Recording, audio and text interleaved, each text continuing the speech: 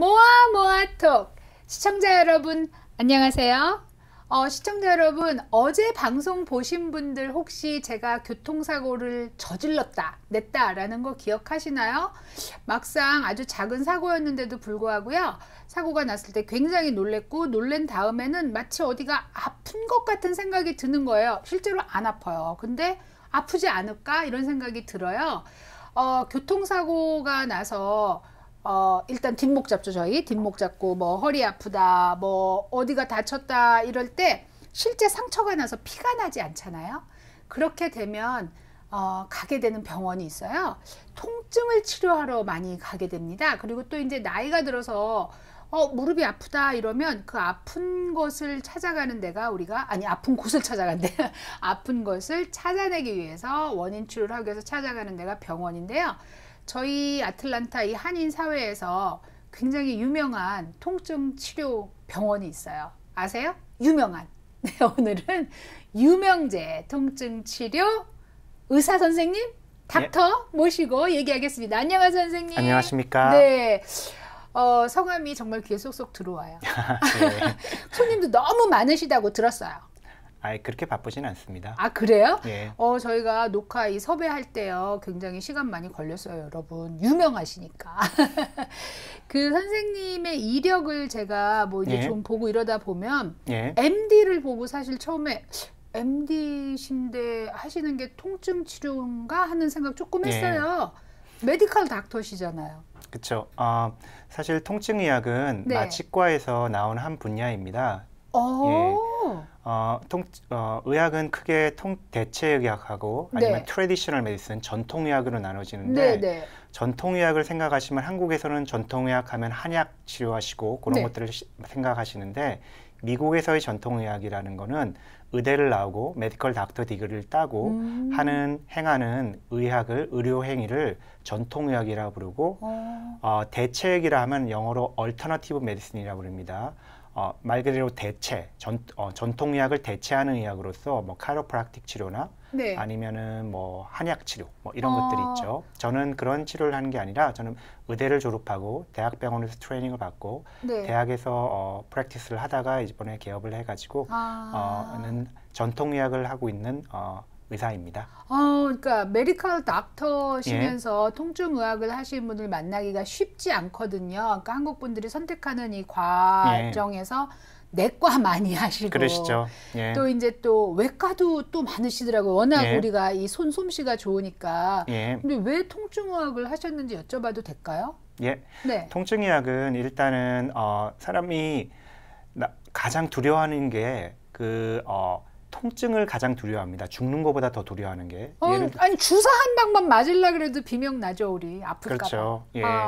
그러니까 암 걸리신 분들이라든지 아니면은 다른 장애가 있으신 분들, 그분들한테 얘기를 들어보면은 본인은 죽는 것보다는 사실 통증이 있는 게 더 두렵다 그러세요.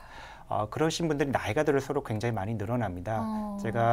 저는 재활의학과에서 트레이닝을 받은 다음에 마취의학과에서 트레이닝을 또 받았습니다. 그렇게 하는 도중에 그 통증이 있으신 분들을 많이 뵙게 됐고, 어떻게 하면 제가 좀 더 도와드릴 수 있을까 하고 고민을 하다가 통증의학을 마취과 밑에 세부 전공으로 통증의학이 있습니다.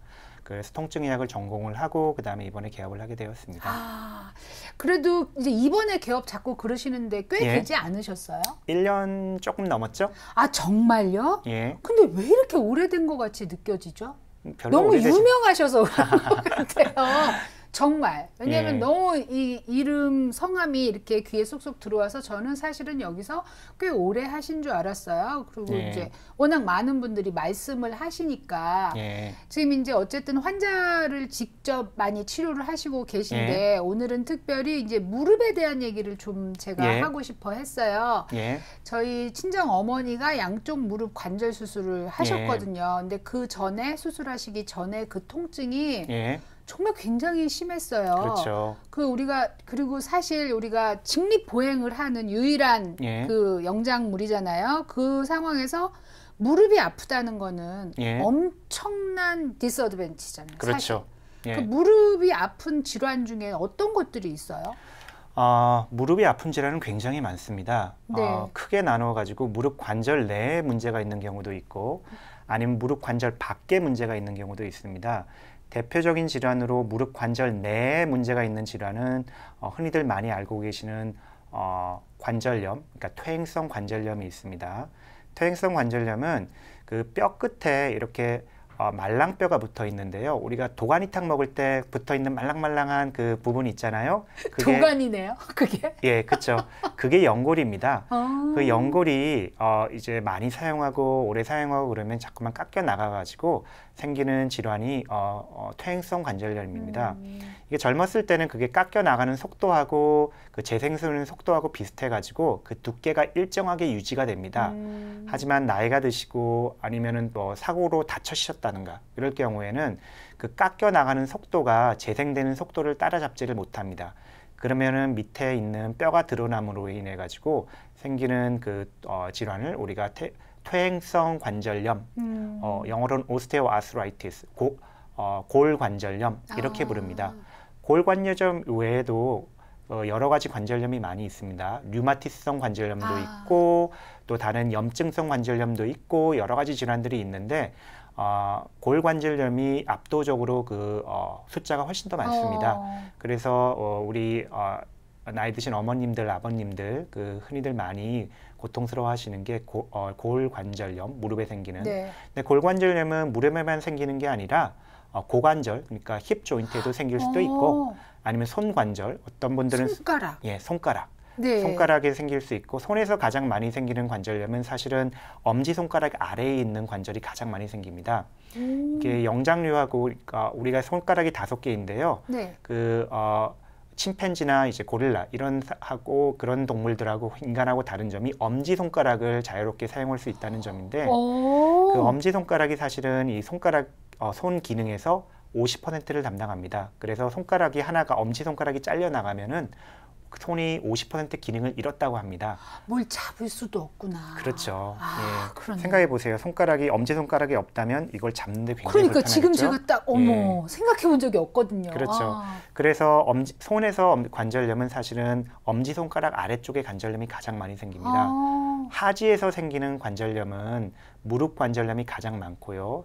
그 다음에 고관절, 그러니까 힙 조인트가 많고 그 다음에 앵클 조인트, 네. 발목 관절염이 많이 생기게 됩니다. 이 흔히들 그 연골에 깎여 나간다 그러면은 나 연골이 찢어졌어 뭐 이러신 분들도 있는데 네. 그때 말하는 연골이 찢어졌다는 연골하고는 이 연골하고는 좀 틀립니다. 한국말로는 다 연골인데 네네. 아까도 말씀드렸듯이 우리가 그 도가니탕을 먹을 때 그 말랑말랑한 부분을 조직학적으로는 영어로는 카틸리지라 부릅니다. 네네. 그게 진짜 연골이고 무릎 내에는 그 구조물 외에도 메니스커스라 부르는 반월상 연골이라고 또 있습니다. 어려워 말. 예. 네, 반월상 연골. 예. 네. 반월상 연골이라고 부르는 구조물이 있는데 한국말로는 그걸 연골이라고 번역을 하는데 사실은 그 조직학적으로나 영어로는 카틸리지라 부르지 않습니다. 그거는 다른 구조물입니다. 연골하고 다르게 훨씬 더 딱딱하고 그런 구조물이 있는데 그것도 찢어질 수 있습니다. 근데 한국 사람들이 표현하기에는 연골이 찢어졌어 했을 때는 사실은 반월상 연골이 찢어졌을 가능성이 더 많고요. 그 반월상 연골이 찢어져도 통증이 생길 수도 있고 그 반월상 연골이 찢어지면은 그 밑에 있는 연골이 진짜 연골이 드러나게 됩니다. 말랑말랑한 그 네. 우리 도가니탕 먹을 때 네. 생각하시는 자꾸 도가니 그러니까 먹기 싫어지고 있잖아요. 예. 그러면 이제 밑에 있는 그 연골이 드러나 가지고 이제 깎여 나가면서 이제 통증이 시작되게 됩니다. 예. 제가 너무 개인적인 질문인데 예? 왜 손가락 아까 엄지에 잘 생긴다 얘기하셨어요. 저는 퇴행성 관절이 새끼손가락에 왔어요. 예, 그럴 수도 있습니다. 이렇게 벌겋게 좀 부어 있고 모양도 변형이 되고 예. 아침에 만지면 약간 따끈따끈한 그렇죠. 느낌이 있거든요. 예. 그래서 아까 지금 제가 놀란 게 나는 엄지손가락은 이 스마트폰 많이 해서 조금 아픈 거고 왜 새끼손가락이지? 근데 이게 가능한 건가요? 가능하죠. 손가락도 그 관절 마디가 여러 가지가 있는데요. 네. 퇴행성 관절염은 보통 끝마디에 많이 생깁니다. 끝마디. 네, 맞아요. 끝이에요. 예, 그렇죠. 네. 끝마디에 많이 생기고 류마티스성 관절염이나 아니면 루푸스 때문에 생기는 관절염 아니면 다른 염증성 질환 때문에 생기는 관절염은 중간마디에 더 많이 생기고 그리고 조직학적으로 보면은 그 관절염의 양상이 다릅니다. 엑스레이를 찍어봐도 그 양상이 다르고 네. 그리고 치료 방침도 전혀 달라지게 됩니다. 일단은 손가락에 관절염이 있으면은 어떤 관절염인지를 일단 알아야 되고 그거에 네. 따라서 맞춤 치료를 하게 되는 거죠. 저는 사실 이제 시청자 여러분들 중에 저한테 관절염 올 나이 아닌데? 라고 하시는 분들이 있으세요. 저 관절염 올 나이 맞아요, 여러분. 자랑은 아니지만. 그래서 손가락이 어떤 때는 이렇게 한 3개 정도 아프고 예. 가장 많이 아픈 거는 아침에 새끼손가락이 많이 예. 아프고 어디 부딪히면 정말 그렇죠. 아프거든요. 예. 근데 한 번도 이거를 진단을 받아야 되겠다는 생각을 안 해봤어요. 근데 예. 지금 선생님 말씀을 듣다 보니까 이게 뭐 퇴행성 관절염일 수도 있고 그렇죠. 류마티스성일 수도 있고 그렇죠. 이거를 어쨌든 진단을 받아야 된다는 생각이 지금 드네요. 일단 치료를 하기 위해서는 정확한 진단이 가장 먼저입니다. 아까도 말씀드렸듯이 우리가 지금 무릎 관절 얘기를 하고 있는데 네. 무릎에 통증이 있고 내가 걸어 다닐 때 아프다고 그래가지고 다 관절염이 아닙니다. 관절염이 아닐 가능성도 있고 관절염일 수도 있습니다. 관절염이라 하더라도 퇴행성 관절염인지 아니면 다른 관절염인지 일단 감별을 해야 되고 네. 그거에 따라 치료 방침이 틀려지게 됩니다. 보통은 우리가 이학적 검사를 먼저 해보게 되고요. 그리고 또 이제 병력 청취를 하게 됩니다. 어떨 때 아프세요? 어느 때 더 아프세요? 어떤 활동을 할 때 아프세요? 이런 것들을 여쭤보면 의사들이 대충은 감을 잡을 수는 있습니다. 이게 퇴행성 관절염인지 아니면은 다른 관절염인지 아니면 또 다른 질환을 의심해야 되는지 관절염이 전혀 아닌. 그렇죠. 네. 그거에 따라 이제 진단적 방법을 다르게 쓰게 됩니다. 어떨 때는 엑스레이를 찍기도 하고 어떨 때는 CT를 찍기도 하고 어떨 때는 MRI를 찍기도 하고 어떨 때는 그런 거를 하는 게 아니라 피 검사를 하기도 하고 그거에 따라서 그 결과에 따라서 우리 치료 방침이 달라지게 되는 거죠. 예. 자, 여러분. 제가 관절염이 있다는 거 말씀드렸죠? 제가 이 방송하면서 제 신체에 대해서 너무 많이 까요. 살이 어디에 쪘는지 정말 이거 큰일 났어요. 자, 제 관절염을 가지고요. 이 관절염에 대한 얘기를 어떻게 하면 덜 아프게 할 수 있는지, 어디부터 치료를 해야 되는지 뭐 이런 거에 대해서 한번 자세히 잠시 쉬고 와서 듣도록 하겠습니다. 모아모아톡, 오늘은 유명재 마취통증의학과 닥터 선생님을 모시고 같이 얘기하고 있는데요. 뭐 늘 마찬가지 상황이지만 저의 무식이 마구 깨지고 있습니다. 그리고 시청자 여러분들도 마찬가지일 거라고 생각해요. 제가 이제 끝나기 전에 중간 광고 나가기 전에 제가 여기 좀 손가락에 통증이 있다라고 말씀을 드렸어요. 그리고 이제 쉬는 동안에 제가 그래서 파라핀 베스를 좀 합니다라고 말씀을 드렸더니 이제 잠깐 그거에 대해서 하실 얘기가 있으시다고 하셔서 예. 얘기 잠깐 돌아갈게요. 이제 왜냐면 제가 하면 남편도 옆에서 같이 하거든요. 예. 그럼 이제 보들보들해지고 뜨끈뜨끈한 게 좋은데 예. 주의하셔야 된다고 얘기하셨어요. 모든 치료가 그렇듯이 인디비주얼라이즈, 개인화되어야 됩니다. 그러니까 내가 한다고 그래가지고 다른 사람한테 꼭 좋은 거는 아닙니다. 파라핀 트리트먼트를 예를 든다면 통증 완화에 도움이 되는 건 사실입니다. 근데 해도 되는 사람이 있고 하지 말아야 될 사람이 있습니다. 하지 말아야 될 사람은 대표적으로 손의 감각이 떨어지는 분들, 말초 혈관 질환이 있으신 분들, 당뇨가 있으신 분들. 당뇨 하면 안 돼요. 이거 너무 네. 찔려. 네. 그런 분들이 하면은 좀 위험할 수도 있습니다. 그래서 우리가 그 상황에 따라서 어떤 치료는 하고 어떤 치료는 하지 말고 이렇게 합니다. 그래서 전반적으로 좋은 치료가 어떤 거예요? 이렇게 물어보시면 답변을 하기가 힘듭니다. 왜냐하면 개개인이 그 의학적 컨디션이 다 다르고 네. 그거에 따라 다른 처방이 내려지기 때문에 네. 어떤 A라는 사람한테 좋은 치료가 꼭 B라는 사람한테 좋지 않을 수도 있습니다. 어쩌면 독이 될 수도 있습니다. 이야.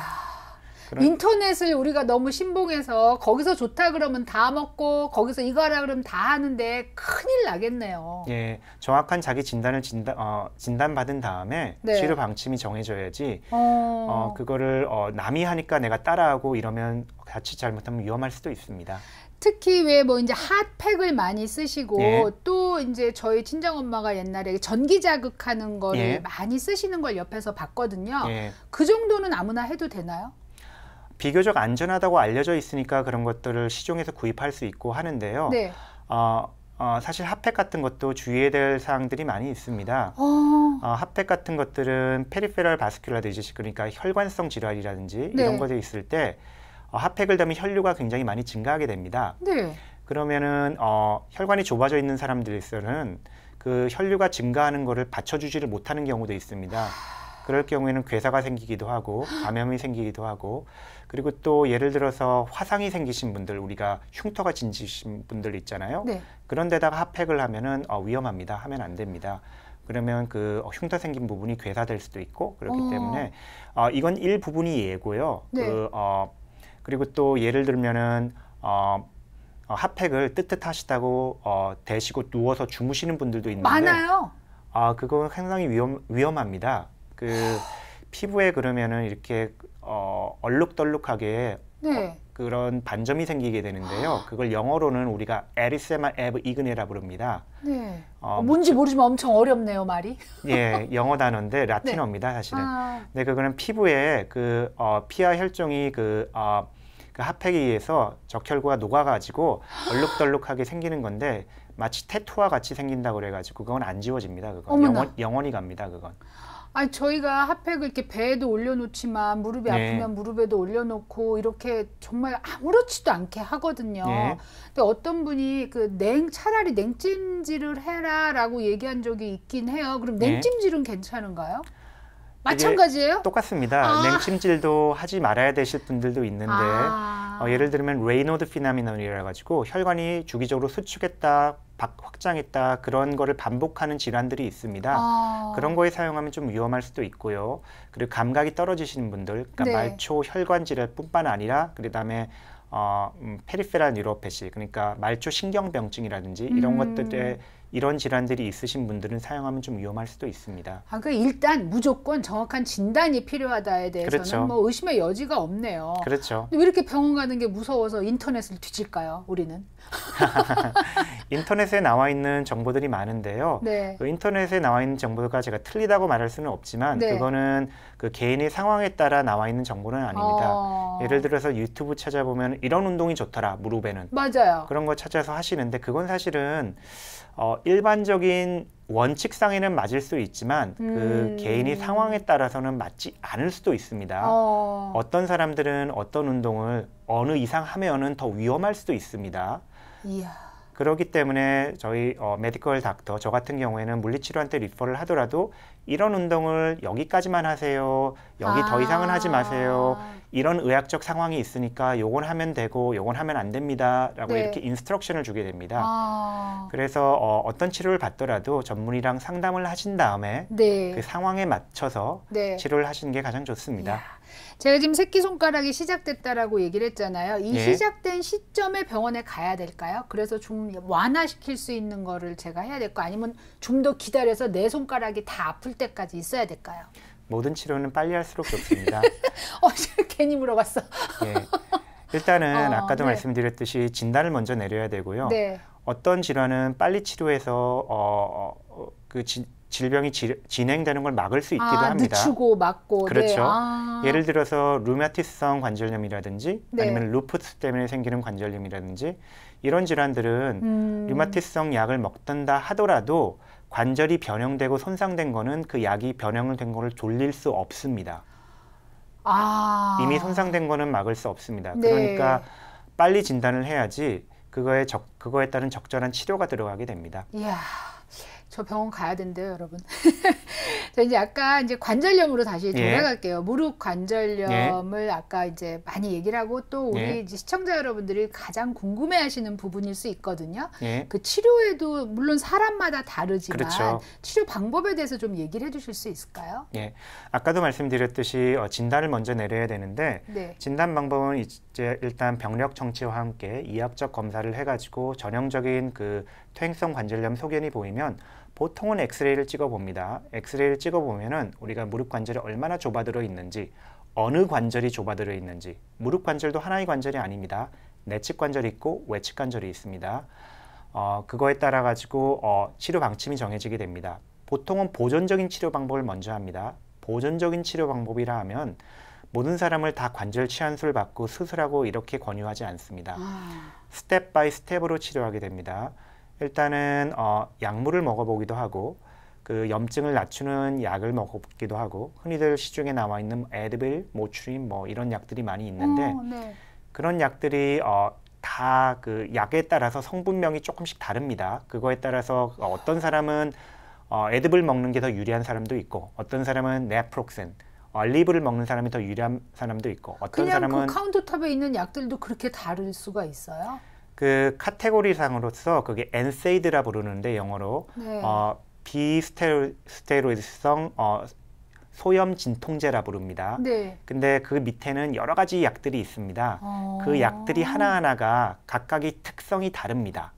각각의 특성이 다르고 어떤 사람한테는 이 약을 쓰는 게 더 유리한 경우도 있고 어떤 사람한테는 이 약을 쓰면 더 손해가 나는 경우도 있고 예를 들면은 알리브란 약은 네. 네프록센이라는 약은 롱액팅 메디케이션입니다.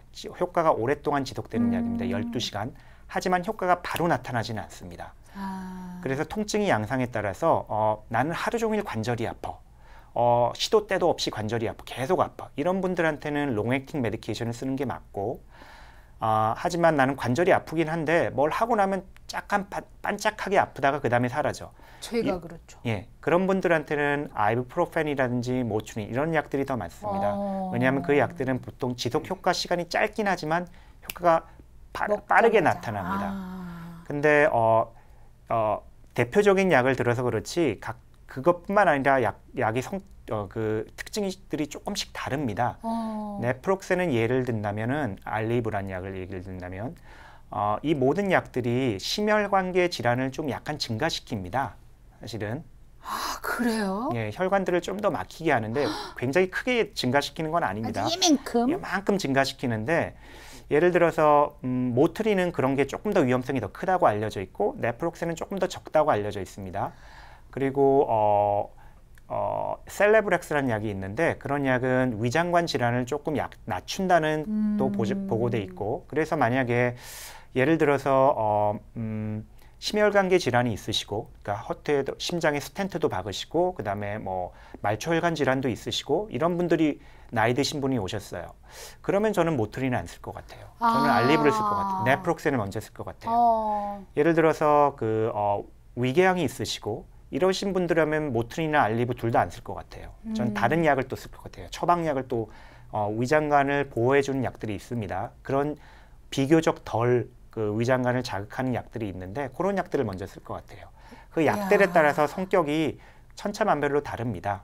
다 같은 카테고리에 속해 있긴 하지만 근데 일반인들이 생각하시기에는 뭐 알리브는 똑같고 모트린 똑같고 이렇게 생각하시는데 그렇지 않습니다. 약이 다 천차만별로 다르고 그리고 각자의 메디컬 상황에 따라서 다른 약을 시도해 보는 게 맞습니다. 지금 이제 관절염 치료 얘기를 하다가 우리가 이제 제가 중간에 껴들은 바람에 약에 대한 얘기가 잠깐 나왔는데 저 사실 좀 충격을 받았어요. 왜냐하면 만약에 감기가 걸려서 열이 난다 이러면 가서 세이라는 약 그냥 집어왔거든요. 그러니까 그거나 마찬가지인 거죠. 지금 사실 어떤 증상이냐에 따라서 카운터탑에서 살 수 있는 그 카운터탑이 맞나? 오버 더 카운트. 오버 더 카운트. 지금 얘기하다 보니까 부엌을 얘기하고 있어요. 오버 더 카운트에서 살 수 있는 약이 맞나? 라는 의심이 지금 들어서 이게 정말 진단이 너무 필요하구나 그런 생각이 드네요. 근데 사실은 오버 더 카운트 메디케이션은 FDA에서 비교적 안전하다고 생각되는 약을 오버 더 카운트 약으로 만들어 놨기 때문에 사실 뭐 드셔도 큰 상관은 없기는 하지만 그래도 자기한테 맞는 약을 찾으시길 원하신다면은 전문의랑 상담하신 다음에 약을 선택하시는 게 더 옳지 않나 싶습니다. 그리고 여러 가지 그 처방약도 요즘에는 처방약이 훨씬 더 강력하거든요. 사실은 오버 더 카운트 메디케이션보다. 근데 부작용도 그거에 따라서 더 증가할 수가 있기 때문에 처방약은 의사가만 처방을 하도록 만들어져 있는 거죠. 예. 지금 선생님 모시고 시간이 굉장히 빨리 지나갔어요. 왜냐하면 제가 또 개인적으로 궁금한 게 있어서. 그런데 잠깐 이렇게 약간 프라이드가 좀 생기네요. 왜냐하면은 다른 분들이 많이 하지 않는 그런 과목을 가지고 이렇게 명석하시고 되게 많이 뭐 어려운 말 많이 알고 계시고 이런 분이 아틀란타에 있다는 게, 이 한인 사회가 사실 다른 뭐 뉴욕 LA에 비해서 그렇게 큰 사회가 아닌데, 그런데 여기 저희 옆에서 이걸 지켜주고 있다는 사실이 굉장히 자랑스러운 생각이 들어요. 아, 그렇게 말씀해 주셔서 감사합니다. 아니, 진심으로. 예. 저 이제 시청자 여러분 아시지만 제가 이렇게 막 헛된 짓 하거나 헛된 말 하는 사람은 아니에요. 왜냐하면 제가 또 방송국 사장이잖아요. 그죠? 예. 그래서 그러는 편인데 굉장히 지금 신뢰가 가네요. 이몽재 선생님. 감사합니다. 아, 그 치료에 대한 얘기를 많이 하고 싶었는데 이제 시간이 많이 지나갔어요, 여러분. 하지만 또 선생님이 시간이 되실 때 나오셔서 저희한테 유익하고 정보가 되는 얘기를 늘 전달해 주시리라 믿으면서 오늘은 마치도록 하겠습니다. 선생님 나와주셔서 너무 감사드립니다. 감사합니다. 좋은 밤 되시고요. 좋은 숲 올라가겠습니다. 안녕히 계세요.